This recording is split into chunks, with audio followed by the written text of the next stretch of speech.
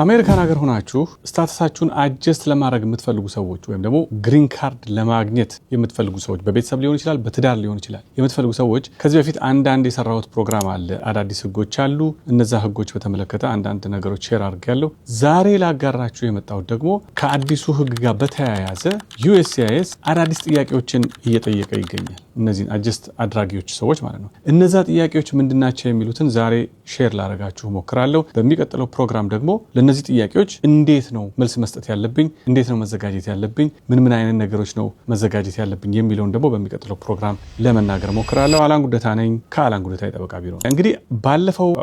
ባለፈው ወር አጀስትመንት ኦፍ ስታተስን በተመለከተ የአሜሪካ መንግስት ያወጣው አዲስ መመሪያ አለ ዲስከሬጅ እንደሚያደርግና ሰዎች ወደ ሀገራቸው ሄደው በትዳርም ሆነ በወላጆቻቸው ወረቀታቸውን ፕሮሰስ እንዲያደርጉ እዚህ ሳይሆን አገር ቤት ማለት ነው ግን ያንን ትንሽ ለውጥ በማድረግ ኬዝ ባይ ኬዝ ነው የምናየው ሁሉንም ሰው አይደለም ብለዋል which is good ግን እዚህ አጀስት ለማድረግ የወሰናችሁ ሰዎች ግን ያው እዚህ ነው ማድረግ የምንፈልገው የምትሉ ከሆነ ግን አጀስትመንት ኦፍ ስታተሱን አፕሊኬሽን ካስገባችሁ በኋላ ለኢንተርቪው ትጠራላችሁ እዛ ኢንተርቪው ላይ ምን አይነት ጥያቄ እንደምትጠይቁ አንዳንድ ነገሮች ልንገራችሁ የመጀመሪያው አዲሶቹ ተጨማሪዎቹ ጥያቄዎች ማለት ነው ከዚህ ከአዲሱ ህግ ጋር የተያያዘ የመጀመሪያው ጥያቄ ምንድነው ለምንድነው አሜሪካን ሀገር አጀስት ማድረግ የፈለከው አገር ሄደህ ፕሮሰስ ማድረግ ያልፈለክበት ምክንያት ምንድነው ለዚህ ጥሩ መልስ ማዘጋጀት አለባችሁ ይኸው ከሰው ሰው ይለያያል ምክንያታችሁ የአንድ ሰው ከሌላ ሰው ሊለያይ ይችላል is understandable ግን ለዚህ ጥያቄ መዘጋጀት አለባችሁ ሁለተኛው እና ሌላው ተጨማሪ ጥያቄ ደግሞ ምንድነው ለምንድነው ቪዛህን ኦቨርስቴይ ያደረከው አሜሪካን ሀገር መታል የሰጠነ ግን 6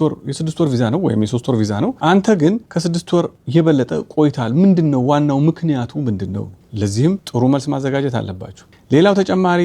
ጥያቄ ምንድነው ወደ ሀገርህ መሄድ የማትፈልግበት ምክንያት አለ ወይ እዚህ ሳይሆን ጉዳይህን አገር ቤት ሆነ ፕሮሰስ ለማድረግ ያልፈለክበት ወይም ደግሞ የማትችልበት ምክንያት አለ ወይ ይሄንም ጥያቄ ይጠይቃሉ ስለዚህ ለዚህ ጥያቄ መዘጋጀት አለባችሁ ቀደም እንደተናገርኩት ነው የአንድ ሰው መልስ ከሌላው ሰው መልስ ሊለያይ ይችላል ለሁሉም አንድ አይነት ትክክለኛ አይነት መልስ የሚባል ነገር የለም ምክንያቱም የህግ ነገር ሁሉ ጊዜ 1+1 is 2 የሚባል አንድ ሲደመር አንድ ሁለት ነው የምትሉት ነገር አይደለም እንዳቀራረብ ነው መጀመሪያ ፕላን እንዳደራረጋችሁ ነው ማንኛውንም ነገር ብላችሁ ኦፊሰሩን ልታሳምኑ የምትችሉበት ጉዳይ አለ ጉዳያችሁን በደንብ ካወቃችሁ ጥሩ መልስ ልታዘጋጁ ትችላላችሁ ነው ሌላውና ተጨማሪው ነገር ደግሞ ምንድነው አሜሪካን ሀገር ፋሚሊ ሜምበርስ አሉ ወይ ወንድሞች አሉ ወይ እህቶች አሉ ወይ ወይም ደግሞ ቤተሰቦች አሉ ወይ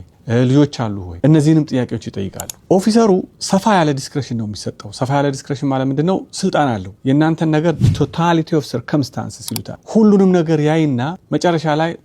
እዚህ ሰው ማመልከቻ የግድ አገር ቤት ሄዶ ሳይሆን እዚሁ አጀስት ማድረግ ይችላል ብሎ ለመወሰን ኦፊሰሩ ስልጣን አለ ስለዚህ እድላችሁ እዛ ኦፊሰር ፊት ለፊት ከገባችሁ በኋላ በደንብ ዝግጅት ያስፈልጋል ማስረጃዎች ማቅረብ አለባችሁ የምትመልሱትን መልስ ገና ከመጀመሪያ ማወቅ አለባችሁ ዶንት ቢ ሰርፕራይዝድ እዛ ስትሄዱ የተለየ ያልጠበቃችሁት ነገር መጠየቅ የለባችሁ ምክንያቱም አትሊስት አሁን እያመላከትኳችሁ ነው